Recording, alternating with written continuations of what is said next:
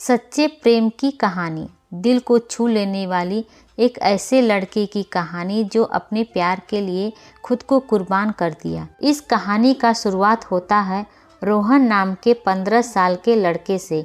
रोहन एक बहुत ही गरीब परिवार का लड़का था। पिता का लगभग 6 वर्ष पहले ही देहांत हो गया था। रोहन का लालन पालन उसकी माँ ने किया था। एक दिन रोहन बाजार से सामान और सब्जियां लेने गया। तभी उसने एक बहुत ही सुंदर लड़की को देखा और उसे देखता ही रह गया। तभी अचानक उस लड़की का ध्यान भी रोहन पर आ गया और वह शर्मा गई। रोहन उस लड़की के पास जाकर के उसका नाम और घर पूछा। लड़की शर्माते हुए अपना नाम कविता बताई और गांव के जमींदार के रिश्तेदार बताकर वहां से भाग गई। रोहन के मन में कविता के प्रति काफ़ी लगन भर गई और वह हमेशा उसी के बारे में सोचने लगा। कुछ दिन बाद कविता अपने घर चली गई। समय अपनी रफ्तार से निकलता गया।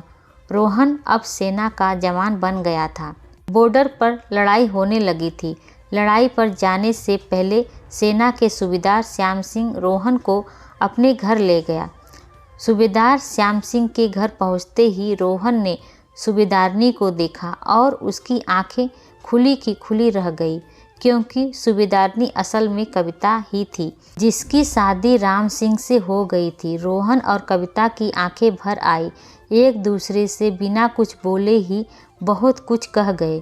अगले दिन जब सूबेदार और रोहन लड़ाई पर जाने के लिए घर से निकलने ही वाले थे, तभी सूबेदारनी ने रोहन के आगे हाथ जोड़कर कहा, जंग में मेरे पति का साथ देना और उनकी रक्षा करना, क्योंकि मैं उनके बच्चे की मां बनने वाली हूँ। हृदय को छू लेने वाली इस बात को सुनकर रोहन ने सूबेदारनी से वादा किया कि वह लड़ाई से लौटे या ना लौटे, मगर सूबेदार राम सिंह जरूर वापस आएंगे। इतना कहकर सूबेदार और रोहन लड़ाई के लिए निकल गए। जंग के मैदान में चारों तरफ गोलियां चल रही थी। रोहन को एक गोली लग चुकी थी, मगर वह डटा था। तभी अचानक सूबेदार के सीने में 2 और हाथ में एक गोली लगी और सूबेदार जमीन पर गिर पड़ा।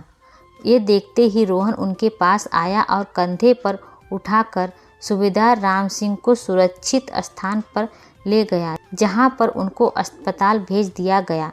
रोहन अगर चाहता तो सूबेदार राम सिंह के साथ ही जा सकता था, क्योंकि वह भी घायल था, मगर सूबेदारनी से किया वादा वह निभा चुका था। अब उसे अपने देश का वादा निभाना था।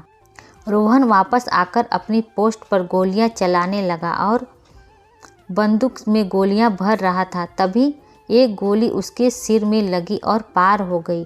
रोहन वहीं गिर पड़ा। इसी प्रकार से रोहन अपने देश और कविता के प्रति प्रेम को निस्वार्थ भाव से पूरा किया।